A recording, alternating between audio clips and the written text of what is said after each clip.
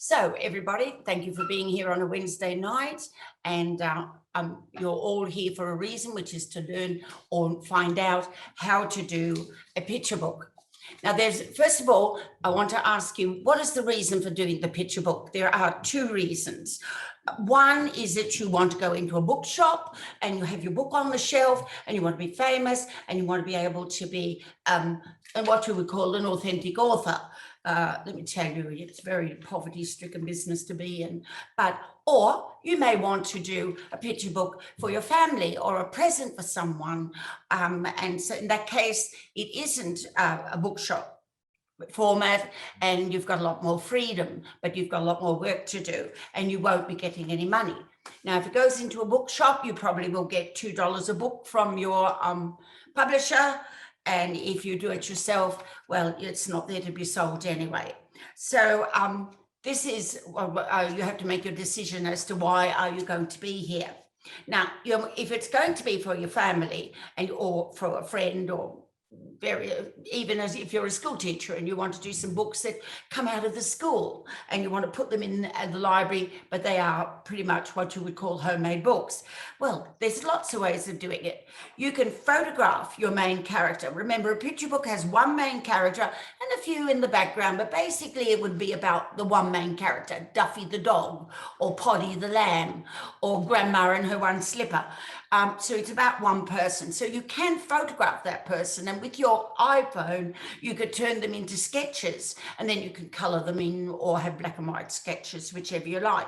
Or you can do a collage. Now, I did a collage recently, and very quickly, I have to tell you, and here we are. Oh, that's not in the light. Can you see that?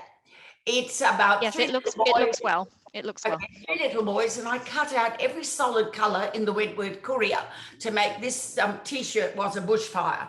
And they have a mum and a dad. And here is mum and dad. And you can see they're just clothes stuck on a stick figure. And then I quickly wrote out part of the story. Now, if I was going to do that to give to somebody, not to a publisher, I would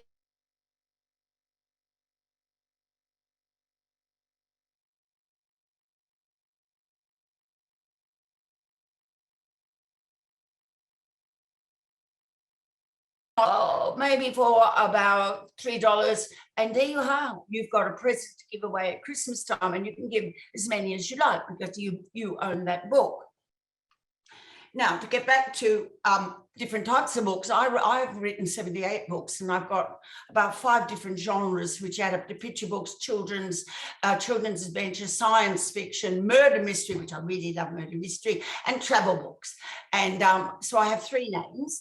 Patricia Bernard when I do anything children or for anybody under 18.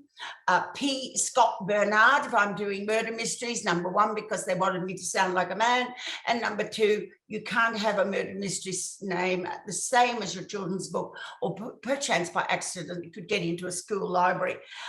So this is why some writers have more than one book. My travel book is Tricia Bernard, once again, because I didn't want it with murders and I didn't want it with children, and the publisher didn't want it either. I've been writing for over 40 years, and my very first book was Riddle of the Trumpeter, and there I made a mistake. I made up a complete whole name, and that name was made up from the editor's name and from the marketing lady's name. Don't do that if you're going to sell a book, because every time this book sells, I get 30 cents because the other two get the other 2/3 of the money that comes out. Don't do that. Okay, now a picture book has my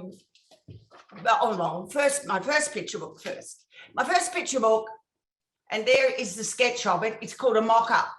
My first picture book I wrote when I went to schools. I was visiting schools talking about my books, and I noticed that, and I took my dogs because I love my dogs, and I took my dog Duffy, and the children would rush up and talk to Duffy in their different languages because I was always going to immigrant schools, and with immigrant schools you get all the different languages. Morning tea break, they'd all come and talk to my perro, my dog.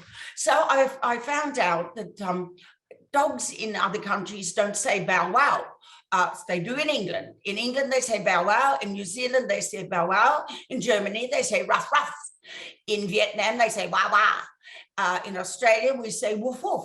And so dogs have a different language in every country they came from. And so I decided to write a book and put in 28 different languages. Now, this is the mock-up, as I say. I went to an illustrator and I asked her to do the book. She did the book. And I loved her artwork. It's not in color because it's only a mock-up.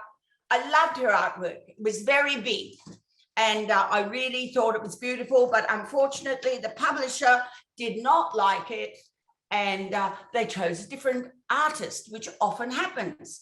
Now, this illustrator, I liked her very much. It's still the same Duffy book, but it wasn't, the pictures aren't quite as big, so that when the teacher's sitting in the classroom, the children won't be able to see them as well. Now, when you do a picture book, you've got to make sure your facts are right, even though it's only a picture book, because people will know and they will ring up the publisher. And I had people ringing up, school teachers ringing up and saying, the water in that bucket, is it clean for that dog? Oops. I had people ringing up, the Greek embassy rang up. I had to check all the languages, so I spoke to every embassy.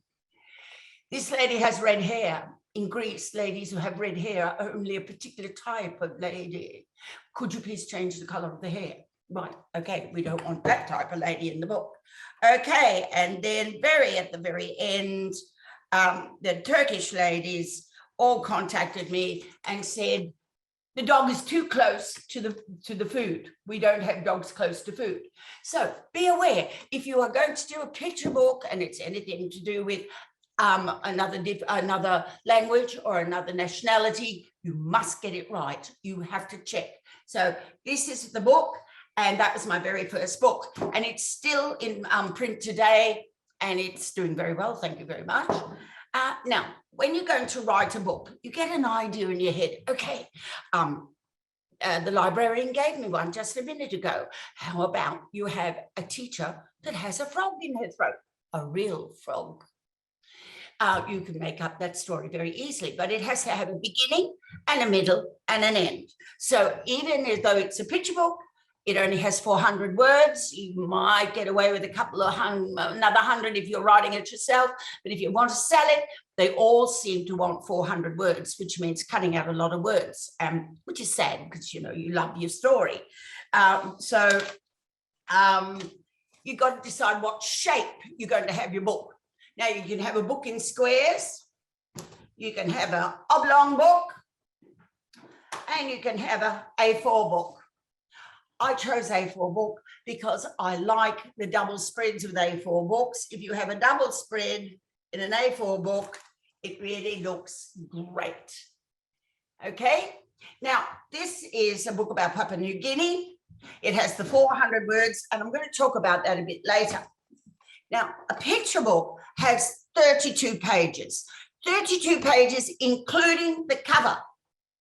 So I want you to take out of your mind, take the cover away, and there is your 30 pages. Now, this is called a fly page, and this back fly page has a number, 30, and this front fly page has a number. This doesn't, it's cover. So there you are, you have 30 pages. But of your 30 pages, you only have 28 pages that your story will be on, because the very next page on, not this one, because it's got some wasted pages. Come on. You have the licensing page. Now, the licensing page is very important if you are selling a book to a bookshop. Now, your publisher will put that licensing page in for you. It gives you the publisher's name, it gives the licensing number, and a whole lot of blah about the rights and wrongs and what you can't do with the book.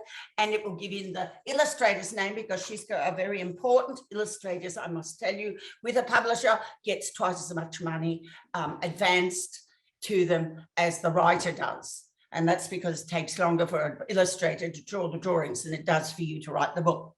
And there's an ISBN number. That number is your number. It doesn't belong to anybody else. This is only if you're going to sell this to a publisher. If you're doing it for your family, you don't need all of this, but that's called the licensing page.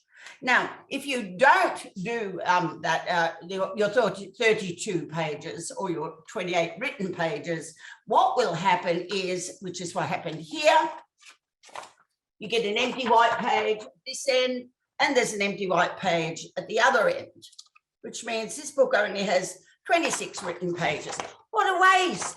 I could have had a picture that went straight across the book. I didn't know, but books are come in pages of 4 or groups of 4. And the reason they do that is because they are printed like this in 4 of the page.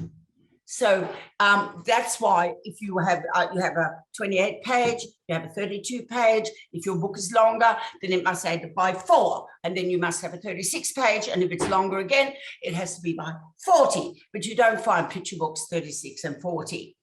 So we're getting there.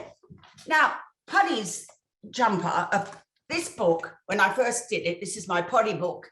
This is a mock-up as well. And again, I didn't know. And so this page is wrong.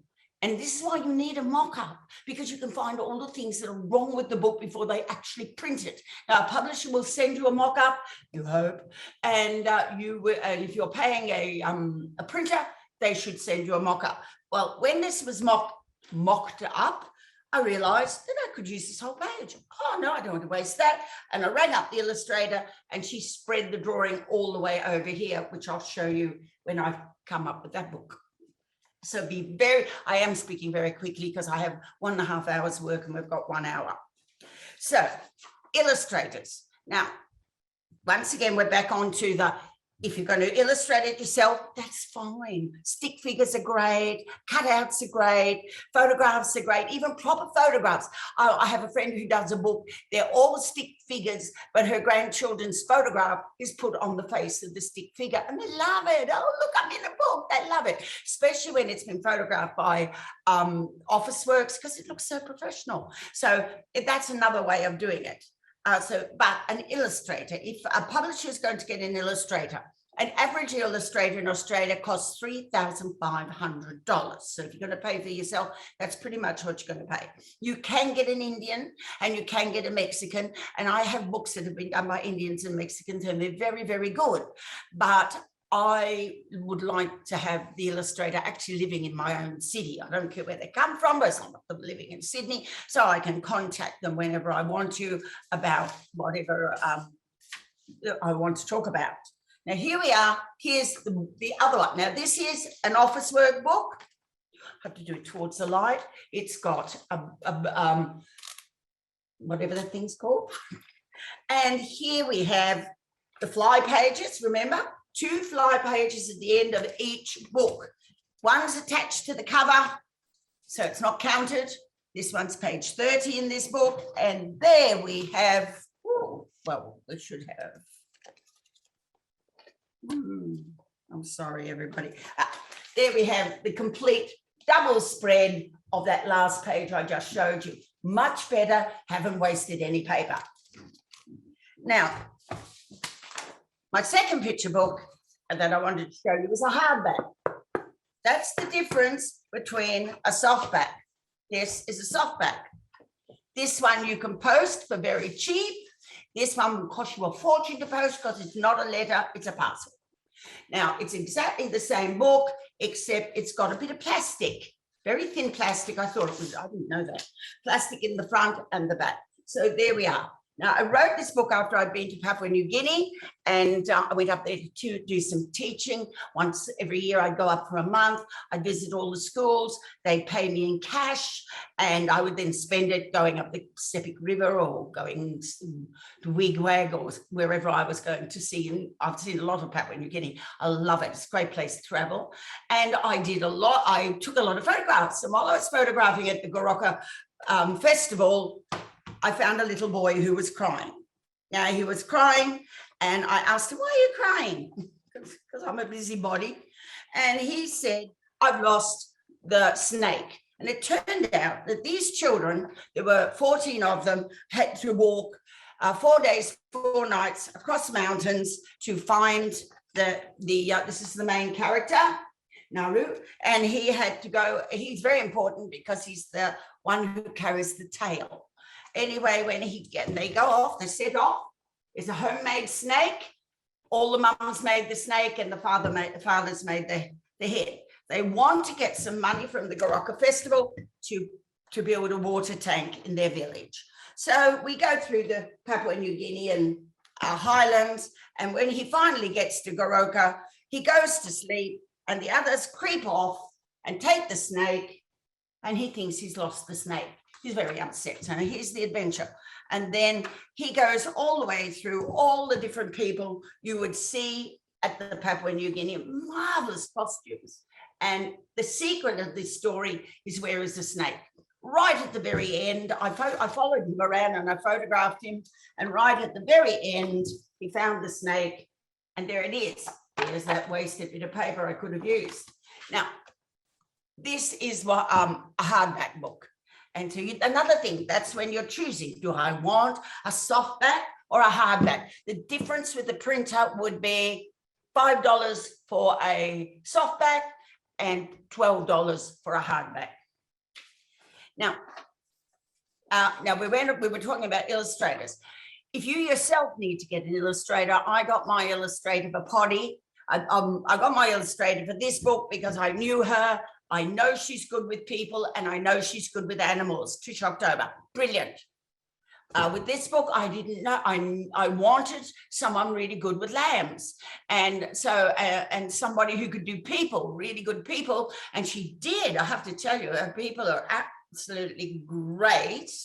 And there's Marie Knight, and this is truly Marie Knight. She does exist. She was the lady who knitted and organised the giving away of 170,000 jumpers for orphaned lambs, because when lambs are born, they merino lambs particularly don't have any fur on them or any wool on them. They're very susceptible to cold, and with the drought there's a lot of cold.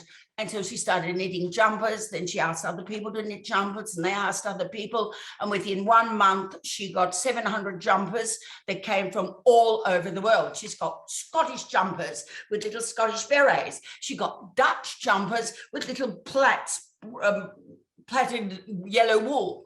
She got jumpers with little booties. She got jumpers from Scotland, Ireland, England, New Zealand, Canada, and France. And they all had their emblems on the front. It was fabulous.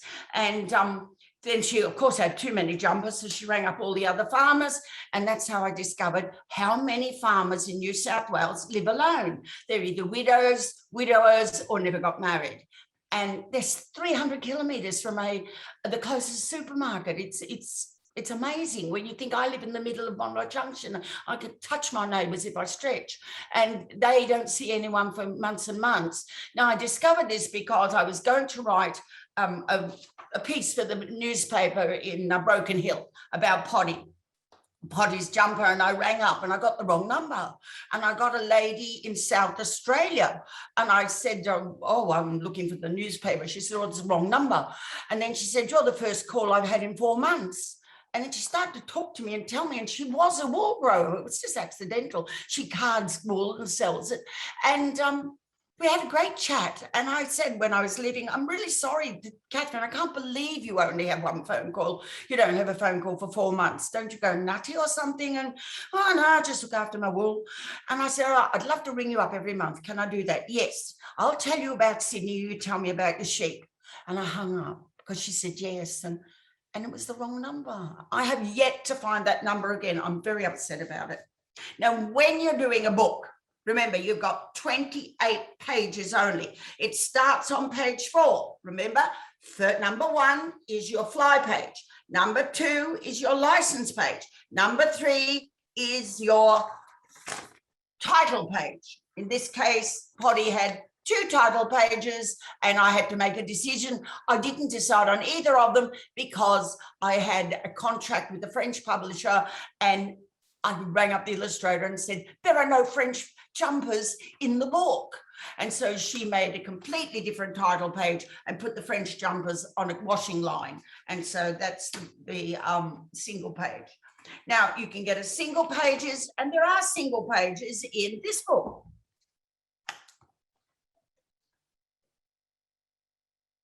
There, 2 single pages. But I like double pages. I like, they're called double spreads.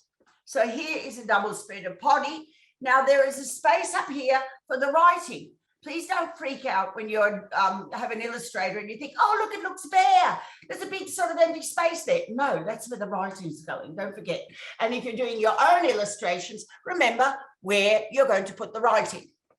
And here we are, we have 2 single pages, and when they're opened up, they've got plenty of space for writing. Now, I'm moving fast. We've done the licensing page. Oh, great.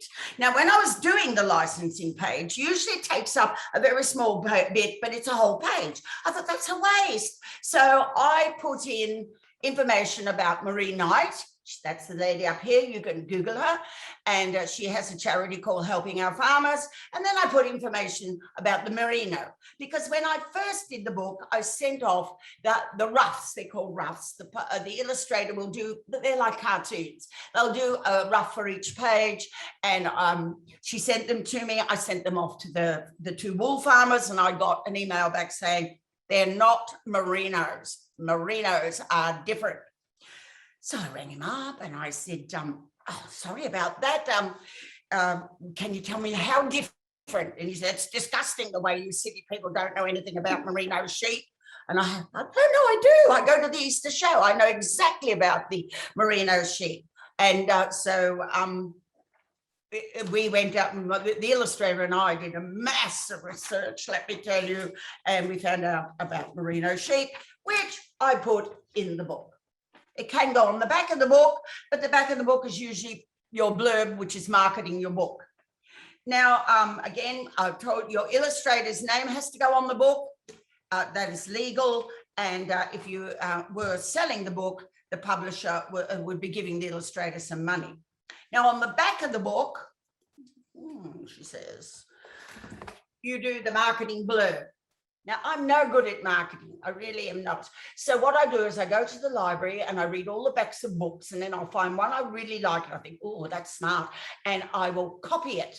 And that will go on the back of my book. I mean, I change the names and things, and I change a little bit so it's not plagiarism. But if you're no good at something, copy the best. And so that's what I would do. If you want something on the back, it's the blurb. It sells the book.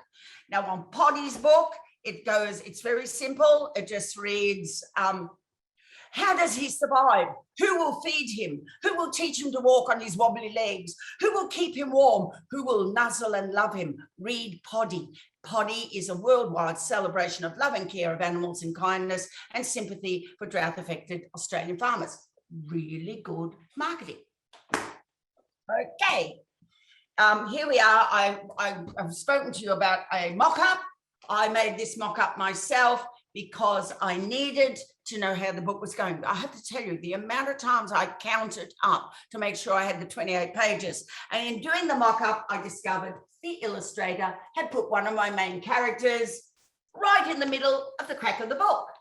So I had to ring her up and say, hey, put him further over. And this was also when I discovered, I'm pretty much sure I discovered that we had an empty page at the back. It only costs a few dollars to get yourself a mock-up at Officeworks, even if it's the book that you've sold to the publisher. So that's another great thing. Now, the illustrator, if you're selling to a publishing company such as Hodder or Random House or Collins, they probably won't let you meet the illustrator. They never do. They don't want you anywhere near the illustrator. They'll say, oh no, we don't want you talking to the illustrator because you might change what they're going to write. So be aware that you quite often don't get to speak to the illustrator. And I think I have mentioned illustrators get twice the money that a writer does when they are advancing. An advance is not really your money yet. They'll give you an advance that locks you into the contract, but they take that out of your first sales. So if they give a writer 1,500, the first 1,500 of sales goes back to them. But they will give the illustrator 3,500, and once again, that doesn't come back to them. You don't have to give it back if they don't sell any books. Now, you need a story. And I always have stories. I have stories before I go to bed at night. I have stories when I'm walking. If I get bored, I make up a story about it, such as there was a teacher who had a frog in her throat, and every time she talked about and the children could all see it, and blah, blah, blah, blah, blah. And then it jumped out one day and she got very, and she couldn't talk. She couldn't talk because she didn't have a frog in her throat. So they all had to find the frog in the classroom, and on and on and on. I'm just making that up as I go along. So when you send that off to a publisher, you will send two stories. You'll send your original story, which will have all the adjectives and the color, little green frog, the school teacher's long blonde hair, and blah, blah, all of this, because this is the story. But remember, the adjectives in your story belong to the illustrator. They're not yours. Because if you wrote the little blue car, puffed up the big, tall, green-grassed, pebbly hill, you don't need all that, because all you have to say is don't even say little, the car went up the hill, because the illustrator is going to put all those words in that you in her artwork, and that's essential for her to do that. Now, so she needs the original story, because she'll need to know it's a blue car on a stony hill, but the publisher doesn't. So the publisher wants the story in page form. So you'll put page 4. Teacher is talking to children, croak, croak. Page 5. Frog jumps out of teacher's throat. Page 6. This could be a double spread. All the children in the classroom are looking for the frog, and the frog. And so your first 2 pages are to introduce your character. Your last 2 pages, or your last page really, is to end the story, and all the other pages in between are your adventure. And you've got to make it adventurous. And that's easy for children because fantasy is part of your storytelling. So, but it's called a mock-up with only words. And so there is a format for it. And if you want to contact me, I will send you the format. I need to send it to you on an email. So you have, my next book will be called Dog on a Rope. It's got a beginning. The dog is found out in the bush tied to a wire fence. It's got the middle where the child wants the dog and the father doesn't want the dog because it's got short legs. What do you want a dog for? It's no good. It's not even a sheepdog. I'm not feeding a dog that's not doing any work. Very Australian. And but I already have the artist for that. So adjectives, cut them out. Now, when you're writing a novel, and I do novel books as well, adjectives are going out as well. It's really interesting. You can't say the pretty gorgeous girl. It would be the beautiful girl. And you can't say he ran up the hill. No, he galloped. So be very careful. It's the same with adverbs. Every verb, you don't need he galloped fast. No, because you can't gallop slow. Not really. Then you're trotting. There is a word for everything, and you don't need 2 or 3 words, or like Lawrence Durrell, if anyone's watching the Durrell story, Lawrence Durrell, everything he ever described, he could do a half a page, he could do it with 1 word. So he's known as the author that could put everything into 20 words when it could be 1. Anyway, so remember, no adjectives, no adverbs, if you can get out of it. You've only got 400 words, so you need to get your story out. Now, write it the right way they want it first, and then go through it and very carefully lop off the very words that you don't need. Now, you may have to change. One thing I had to warn you about illustrators. Illustrators often have an idea of their own. So they'll go off and they'll do the drawing, and suddenly when it comes back, it's got nothing to do with the text that's underneath it. I had this trouble with this illustrator. I said that my body was very happy because there was rain clouds in the sky, and he was dancing with his red jumper, and a matching red jumper with the farmers. And then when they got the artwork, the farmers didn't have red jumpers on. So I had to change that. And so beware, it's much easier to change words and change drawings. secret story. Now, I love a secret story. And in all my books, there's a secret story. Now, in the Lost Tale, which is the Papua New Guinea one, the secret is the tail. You can't find it. You see a little flick here on that drawing, a little flick under that dress skirt, but you never get to see it. And with Duffy, the pictures of Duffy were very, very simple, because with the Duffy book, oops, I don't even have a Duffy book here. Right, with the Duffy book, every page with a new language, another character was joined. First, it was only the dog on his own, then a dog and a little girl, and then the next language, a dog, a little girl, and a boy, then a dog and a little girl, boy, and a cat, and then a dog and a little boy, a cat, and a pigeon, and they add up, but you never mention that. They're just in the drawings. Now, with Poddy's books, I wanted a secret story, so I invented a magpie. Now, the magpie is in every page. This is where his babies, he was knitting jumpers for the babies because he's been collecting wool all the way along. But he's in every page. Let's see, not every page. He's there at the window. He should be there at somewhere. I don't know. There he is. Oh, this book's falling apart. There he is again, stealing the wool. There is in this book, very interesting, a recipe, not a recipe, a pattern for knitting the jumper. She says, because she can't find it, of course. Anyway, it is there somewhere, and it's a pattern for knitting the jumper. And that goes out to all the people who are buying the book, of course. Can knit. The little jumper, by the way, can fit a little dog. And I've got a little dog. So I tried to knit the jumper, and I'm lousy at knitting. And it ended up a hunchback jumper. But so I thought, well, forget that. I'll crochet.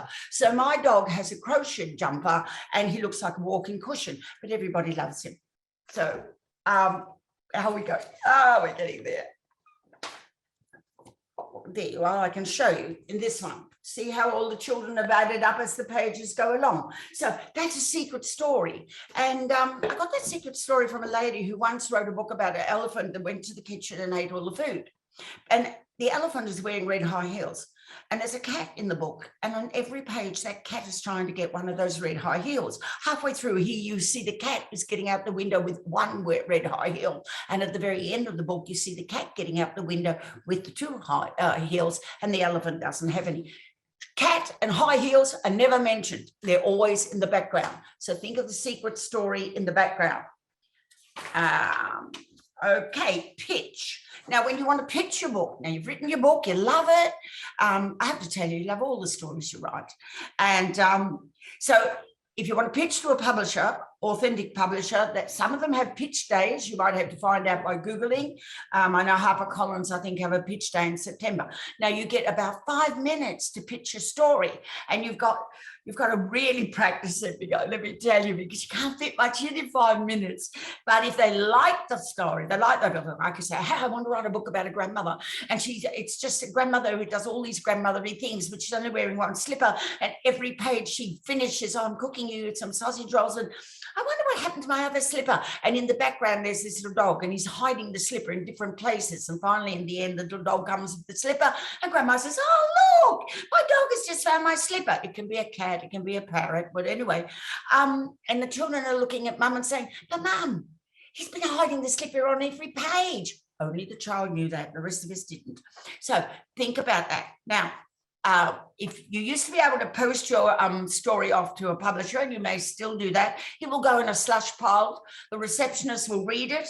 If she likes it, the receptionist, she will pass it on to the next person. If there is a comma out of place or a spelling mistake, it'll go straight back to you or into the bin.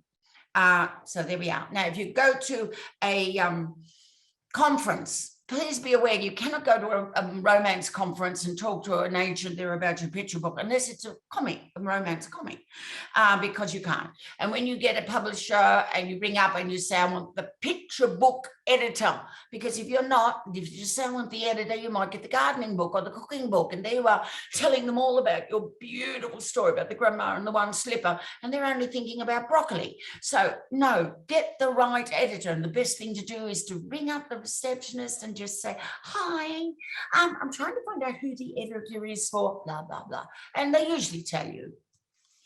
If you can find out any other way, ring up and say, hi, I want to ring up. I was hoping to speak to Edith. And it sounds like you know her, and they'll put you straight through. And of course, you don't know her, so you've got to introduce yourself. Now, there are other types of publishers other than we call the authentic go to the book publishers and go to bookshops. There are what's known as vanity press. Now, be very careful. They don't call themselves vanity press. They call themselves ice cream and puppy dog press. Oh, there is one like that. And they keep emailing me. And they will do everything for you. They'll tell you your story is the best story you've ever had in your life. Oh my God, this story is going to win prizes. And we'll get you an illustrator. We'll get you an editor. We'll get you on Amazon. We'll get you an ISBN number. By the way, you can get that yourself. You just ring up Canberra. And that comes at the same place as you get that bar at the back of the book for which you need for shots. And I can't remember what it's called. It's a bar. And this one. And you can do all that yourself, and it's costs very little, about $20.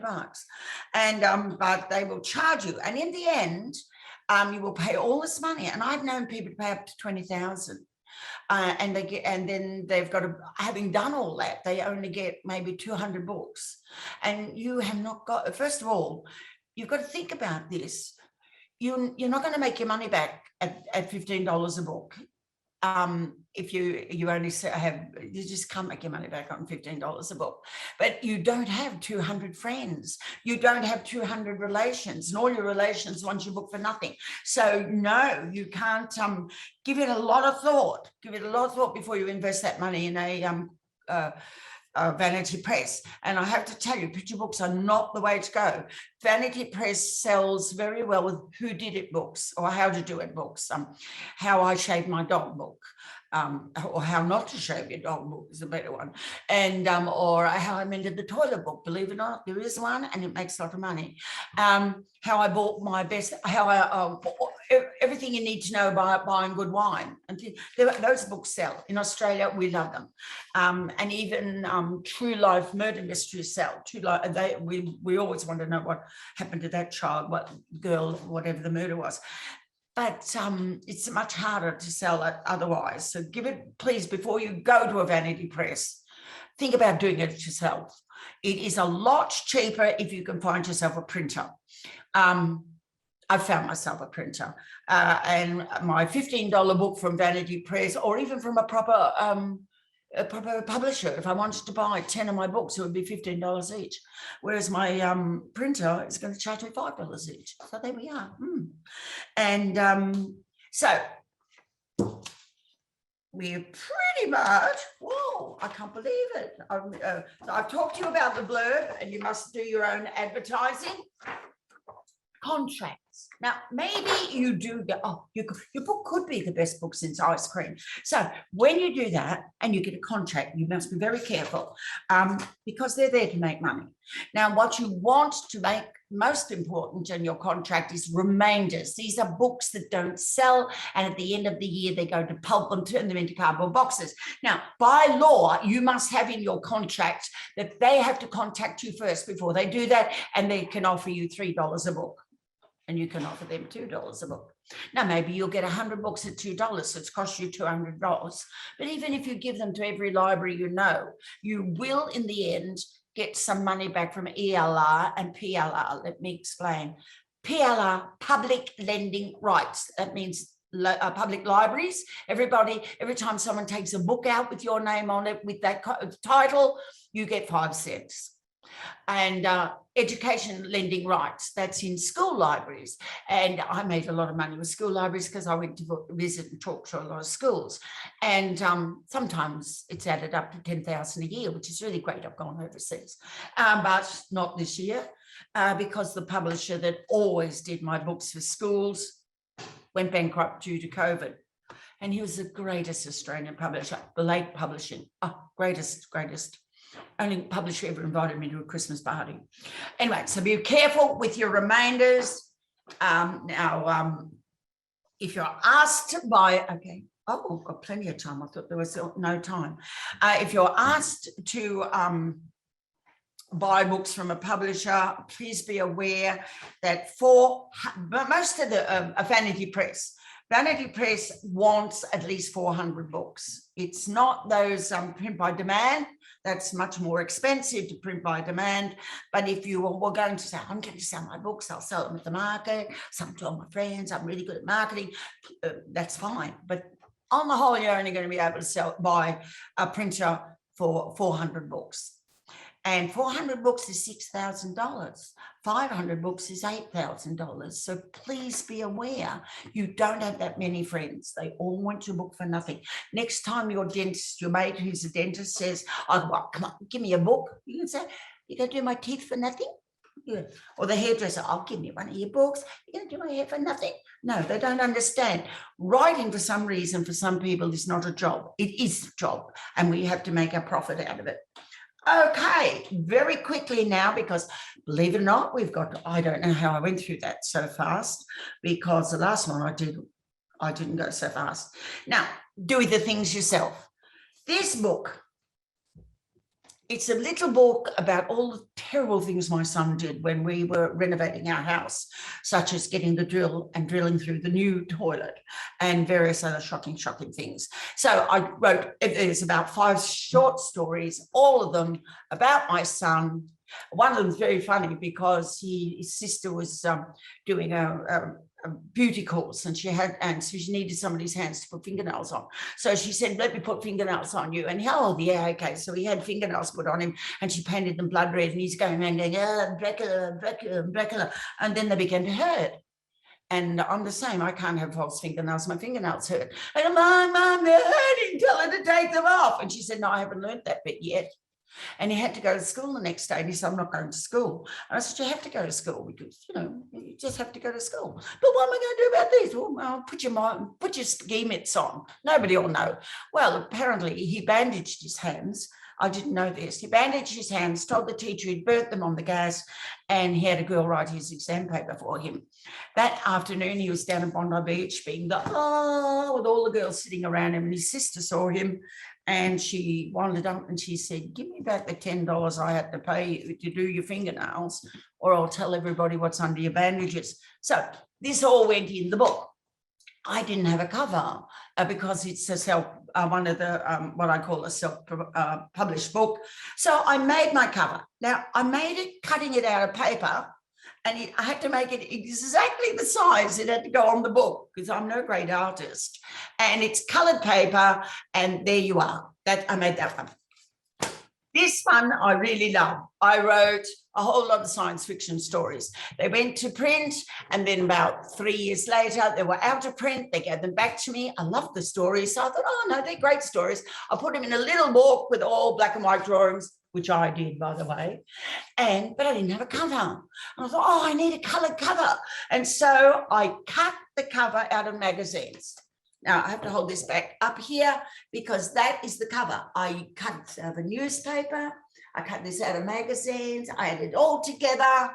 I took it like this to Officeworks, and they shrunk it. And you wouldn't know I made that in my kitchen, but I did. So you can do that. This is all if you want to do your own publishing. Now, collage. Well, I've shown you my very early collages, which I'm madly in love with, and I really do want to make something of those little boys wherever they've got to. But remember Jeannie Baker. You know Jeannie Baker, she does collages all over the place, and she's very smart because she makes her collages into paintings, and then she sells them as paintings as well as books. So you too can do collages like Jeannie, and she uses everything in her collages, and then she photographs them. And I mean, they're quite fantastic. And so she's made picture books out of collages. You can do it. Okay, we've done the photos. And just one last lot, and then we'll have some questions, I think. This is a professional artist. She's a Walt Disney artist, and she did my book called Duffy and the Invisible Crocodile. And I just went hunting around, and they're all on tissue paper, very, very fine paper. So she's probably drawing on top of a drawing on top of a drawing so that she gets each one of them right. But they're beautiful. And so think about it. You may be very good with charcoal. You may be very good with thick and black paper. And your pictures don't all, if you're having a little book like this, now this costs nothing to print, seriously. I think I probably got them in hundreds, and they would be about $2 or $3. But you've got to find the printer who will do that. And they're only black and white pictures. But I love them. And so I love that book, and I love this. This is the lady who's going to do my second next picture book, which is called Zoe Goes to Heaven. And it's a book about a dog that goes to heaven and has plenty of cars to chase, hundreds of pillars to chew up, thousands of tires to chase, cats to chase. Who they never catch him. He never catches them. And I just have to find a publisher who doesn't think it's a morbid idea. And very last, because as I told you, I'm not the greatest artist, I drew a picture book about this boy. Now I have to do it very close, and he lives in this house. Now, let me tell you, you can't have anything more amateurish than that. And if you can, I can do it, you can do it. So there we are, everybody. I got through that quick. What am I doing at the moment? I'm writing a fantasy book about a girl that falls in love with an angel. And actually, she falls in love with these lavender suede boots. And where did I get the idea from? I was walking through Melbourne, and I passed a shoe shop, and there was a beautiful pair of lavender boots. Hi there. Have we run out of time? No, we haven't run out of time, but I just thought I'd pop in and let you know there are some questions from the audience. Fun. But no, do finish. I didn't want to. Anyway, I fell in love with these lavender boots, and I'm staring at them, and then I realized it was a man's shop, and I thought, what sort of man would wear these lovely suede lavender boots that wrinkle around the ankles? And I looked behind me, and there was a statue of an angel, and I thought an angel would, and that's where the idea came. And my angel's called Orlando, because I'm in love with Orlando Bloom. And apart from all of that, all these little things come together like a jigsaw puzzle, and that's how you get your story. And I hope all of you are going to do that and get your own stories. Wow. That was a lot of content in less than 15 minutes. An hour and a half. So I did pop in the chat for everyone. There will be notes. Patricia has very kindly offered to send some of the notes that she has written down for this presentation. So we will send that to everyone that has joined tonight, and anyone that missed the event. We have a recording as well, so you can actually rewatch and maybe match the notes with it if you need to. We do have a few questions. Yamila, I hope I'm saying your name right. Sometimes I feel like I butcher people's names. She first of all has had some lovely comments to say that she loved the story in Papua New Guinea and how you found the inspiration of the story. So thank you, Yamila. But she also has a question about science fiction books. How many pages did Galaxy book have? Did you sell that book, and how? And she also had more nice things to say. Yes, I did sell. This book. I sold it for, I think, $3.50 to schools, and they liked it very much. And of course, if they look at the back, it says that it's published by Cool Dude Books, and I'm Cool Dude Books. Yes, it did. But I was in the schools. Please remember this. To sell to schools is not as easy. I was in there talking. I had months where every single day I went to another school.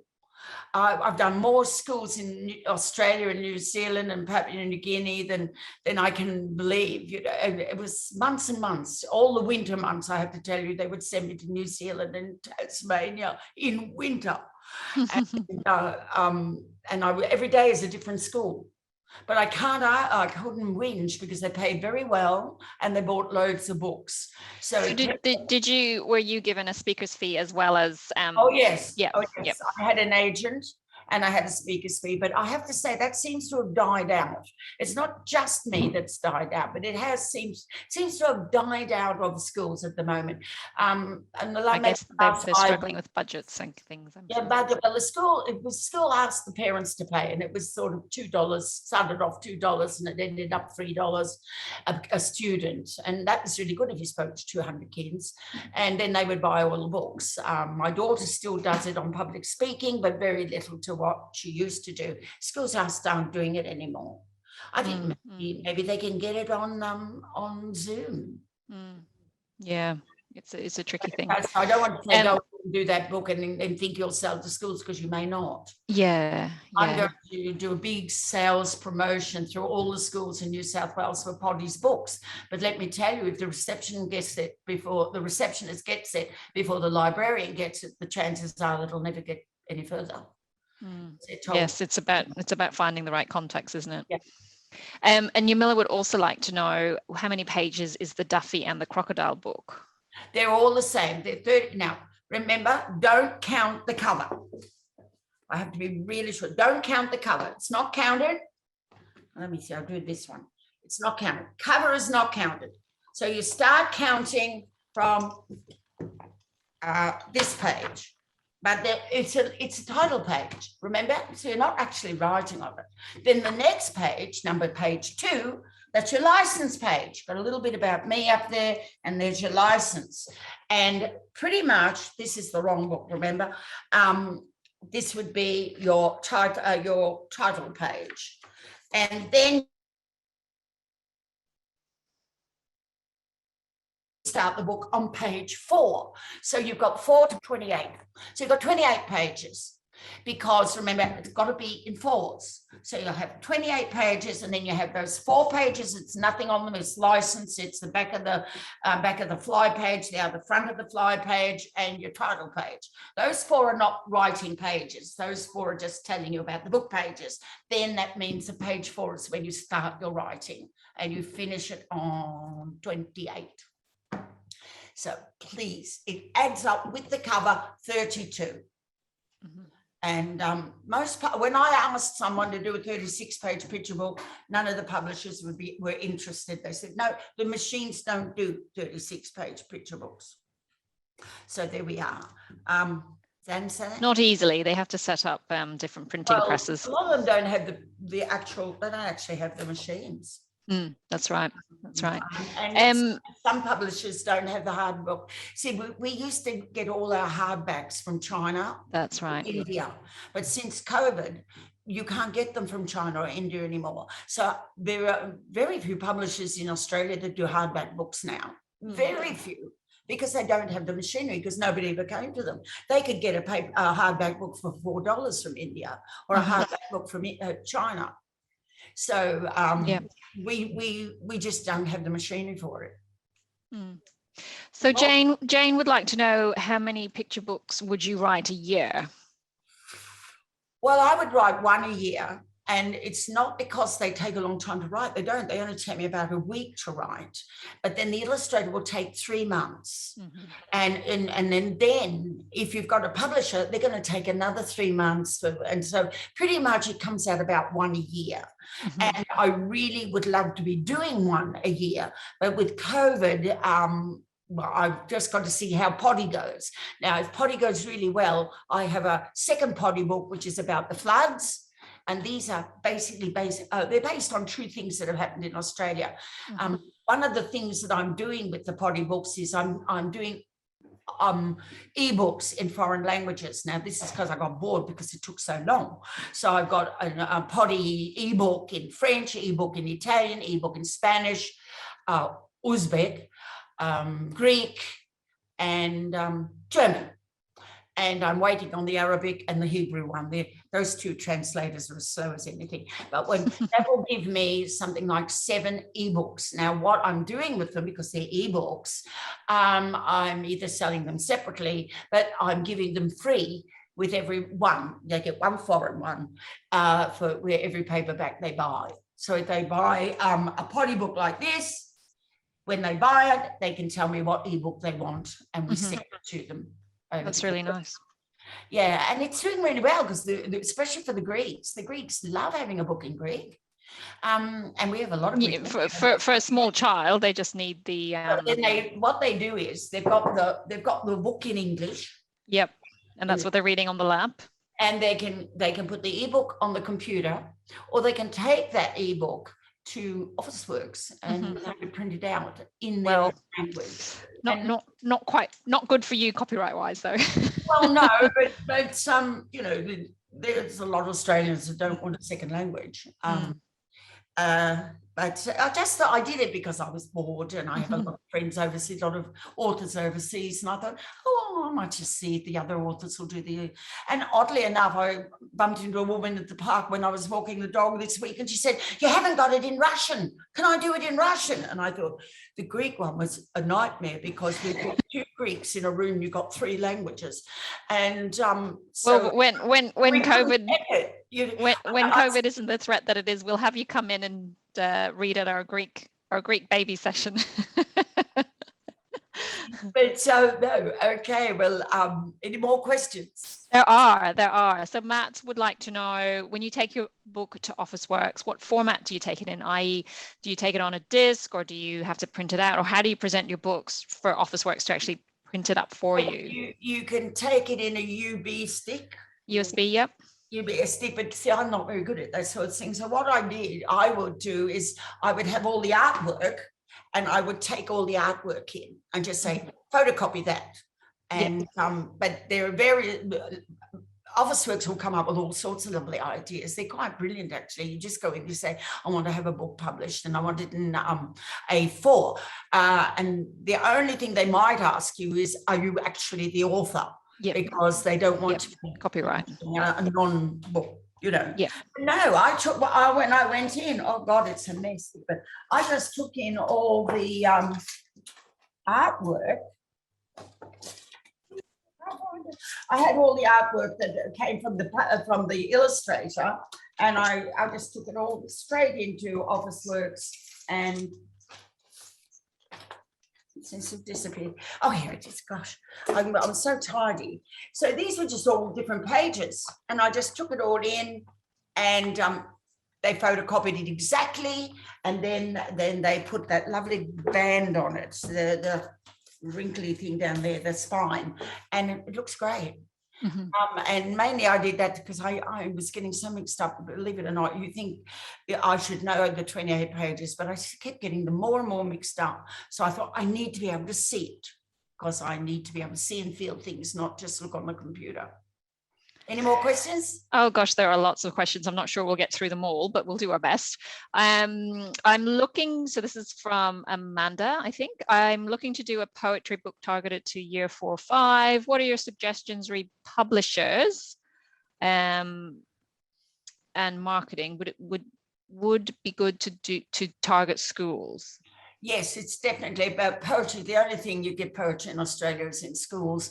It's a poetry picture book. Or will there be pictures with the poetry? Because I believe it or not, 4 or 5 still want their little pictures, even if they're little black and white sketches.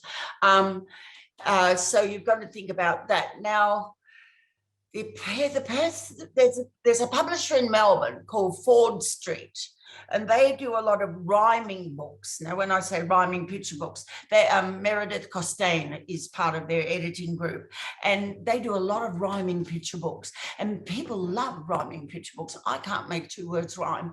I do poetry, and I have got them in books, but they're called prose poetry, and so that they don't actually have to have rhyming ends. I mean, I have done rhyming ends, but it turned out a ballad. It was really weird. I did one for COVID, and it's in a book. It's already in an anthology, and it's called The Sealmen of Maroubra, because I went to Maroubra and I saw all these men of 70 and upwards wearing their black rubbery things going in surfing, and they'd all look like sealmen, and I called them the Sealmen of Maroubra, and it's a poem about COVID, and it has rhyme. And when I finished it and read it, I thought, oh, I've written a ballad. Anyway, we got into an anthology, so I'm very glad. Oh, fantastic. But try Ford Street, but if you're doing it, remember, have it all perfect, because no publisher has time now to fix things up. Mm-hmm. So there's a couple of similar questions, both from Simon and from Melissa. Do you need a mock-up with illustrations before you approach a publisher? No, look, if you're writing, one of the things publishers like to do is choose their own illustrator. They've got a whole load of illustrators that they love, and they will know when you write your story, unless you are an illustrator yourself, if you just write the story and you do it in, remember I told you, for page 4, 5, and you write the dialogue, page 6, 7, and write the dialogue. You've got to divide your book into the 28 pages so that they can actually see. They will choose the illustrator. Very, very seldom have I heard, unless you're the illustrator first and you're a famous illustrator like Sean Tan, will they take you as the writer and the illustrator. Mm-hmm. So make your mind up. Are you the illustrator or are you the writer? And if you're the writer, send them the story. If they love it and they say, yeah, we love it, we want it, we're going to contract you, then you might, if you're a good illustrator, send them some pictures. But mm-hmm. on the whole, they back off very fast if they think you want to be the illustrator and the writer. Mm-hmm. Do publishers, so this is from Bronwyn, do publishers have specific interests in different types of picture books? So should you research publishers before choosing which publisher to pitch to?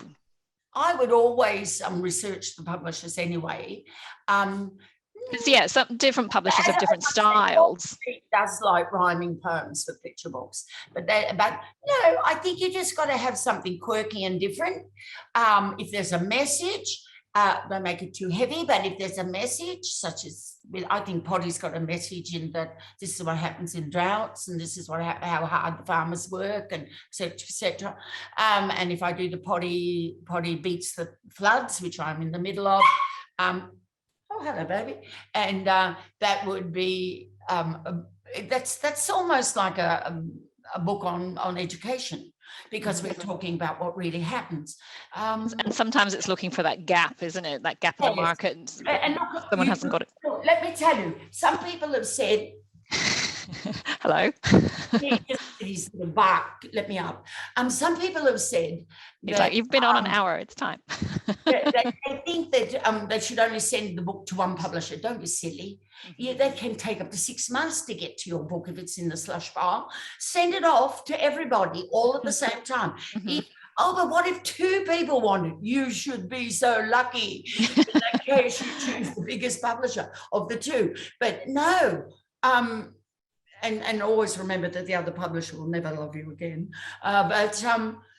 No, send it all off. Send it as often as you can. Now, you can get a list of publishers from Australian, New South Wales Writers Centre should give you a list of publishers. Plus, they'll give you a list of agents. But if you've never been published before, the agent isn't likely to. It's harder to get an agent to get a publisher. So you just send off. There is a writer called Dieback. She's got over 150 books published, and she tells me all Monday is spent sending all the stories that she hasn't had published yet out, and she sends them out all day Monday, and just sends them, and just emailed me and said, guess what, Belgium has just bought one of my stories. Belgium, I wouldn't even think to send a book to Belgium. But I thought, oh, right. I mean, I didn't think. I know that the Children's Book Council of Australia are also they foster emerging writers as well, I believe, Yes. Yeah. Yes, nurture, I should say, is a better word. Nurture's a good one. The Varuna Writers Centre also offers a week holiday up there. It's lots of fun, I have to tell you. They feed you beautifully. And there's 3 offices and there's accommodation for 3 people. I got the best office and the worst bedroom. I got the maid's bedroom, but I got no sleep but good writing. I got the best place to write. It was a little writer's centre in the middle of the gardens in the apple blossom. And so it's a great place, and you can apply for that, and it's free. So that's another thing to think of. Yeah, to get a free week. So there's just there's a couple of comments, but there's also just maybe 2 more questions, and then we'll leave it there. I'm sorry, we may not get to everyone's messages, but we will. Patricia, I have all of these questions recorded, so I will send them to you afterwards. And remember that if you do want to get in touch with Patricia, she's very generously offered to get back to you if you have more questions than we can answer tonight. So yeah, I'm very conscious of time. We are over 5 minutes, but we'll take a couple more. So Jane would like to know, how did you get published overseas? How much does a translation cost? Oh no, you don't do that. If you get published overseas, such as Dive Aids with Belgium, if they're going to publish in French, German, Dutch, and English, you don't pay that. They will give her money. They will give her an advance. I've been published in Germany and Russia and Czechoslovakia and Uzbekistan, and I haven't paid for any of the translations, and I get a little bit of money. You don't get an awful lot from overseas. Germany, you get a lot. Moya Simons has been published a lot in Germany, and she gets very good royalties from Germany. So no, you don't pay anything. If an overseas country take you, they give you a bit of money, maybe not much, but from then on you get royalties. Now, remember, a royalty depends on how much to sell the book for, but you very seldom get more than, the Americans put a price on it. It used to be 10% and they dropped it to 8%. So now you probably get about 8% of the sales price. And you can't check. Let me tell you, they could sell thousands of books and pay you for 200. You wouldn't know. It's no way of checking. So you just take the money and be happy. All right. So Yamila, I think Yamila's very keen to get her own writing career up. She wants to do an Australian science for fauna, flora book, because she's a zoologist and a paleontologist, and never thought to sell to schools with my own illustrations. Thank you for your wise words. Can you suggest a publisher? Right. Would have to be one of the really good ones, because that sounds like a really beautiful book. Angus and Robinson, I'm not sure Angus and Robinson still is called Angus and Robinson. They've all switched, they've all bought each other. So Booktopia own Angus and Robinson. I have a bit of knowledge in that area. I would look at the 6 top publishers in Australia, and most of them they're all overseas publishers, okay? The 6 top publishers in Australia, and I would send it to the 6. And because you're going to be doing your own beautiful artwork, well, then I would certainly put a couple of... I'd like to offer a suggestion. Affirm Press are doing some wonderful work with Australian authors. They're a small imprint, a small publisher down in Melbourne. They're based in Melbourne. And they have recently published with Alison Lester, if you're familiar with her. No, I'm sorry. I live in an attic, and I don't only go to the library when I need to do some research. And deliver wonderful talks like this. We really appreciate your time and your energy. Wow, what an amazing, and you've really how you summed it up in an hour is pretty phenomenal.